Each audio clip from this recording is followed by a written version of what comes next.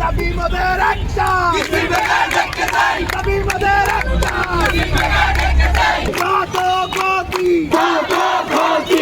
দীর্ঘদিন যাবত অবগত আছেন অবৈধ সরকারের স্থাপনা এই পার্কের কারণে এই রোডটি বিগত অনেক বছর যাবৎ সরু হয়ে আছে, যার কারণে এখান থেকে ওই সরু রোড থেকে এই জেলা প্রশস্ত রোডে যখন গাড়ি প্রবেশ করে তখন কিন্তু তাদের স্পিড খুব বেড়ে যায়, কারণ ওই দিক থেকে চলে আসে এদিকে কিন্তু খুব চলেই যায়।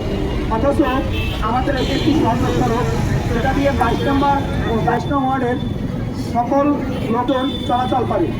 এছাড়াও এখানে একটি নার্সিং কলেজ, একটি টিটিসি স্কুল অ্যান্ড কলেজ এবং ট্রেনিং সেন্টার, তারপর ওইদিকে পাবলিক হেলথ অফিস, যুব উন্নয়ন অফিস সহ বিভিন্ন সরকারি অফিস এই এলাকায় অবস্থিত। আমরা চাই যাতে এই রোডে আর কোনো দুর্ঘটনা না ঘটে। এখান থেকে প্রতিনিয়ত আমাদের রোড ক্রস করতে হয়, যেটা হচ্ছে অত্যাধিক গতিতে গাড়ি চলার জন্য প্রতিনিয়ত আমাদের ভয় ভীতি দিয়ে রোড ক্রস করতে হয়। এটা আমাদের যাতে প্রমাণ দেখতে পাচ্ছেন, গতির জন্য কথা বলতে পারতেছি না। এখন থেকে গাড়িগুলো এমন জোরে চালিয়ে যায় যেটা কোনো মানুষের পার হওয়ার ব্যবস্থা থাকে না, এবং হচ্ছে তাদের গতি এমন থাকে যে চৌমতা থাকে, তারা হর্ন বাজিয়ে একদম একটানে এখান থেকে চলে যায়। দাবি মোদের একটাই, দাবি মোদের একটাই,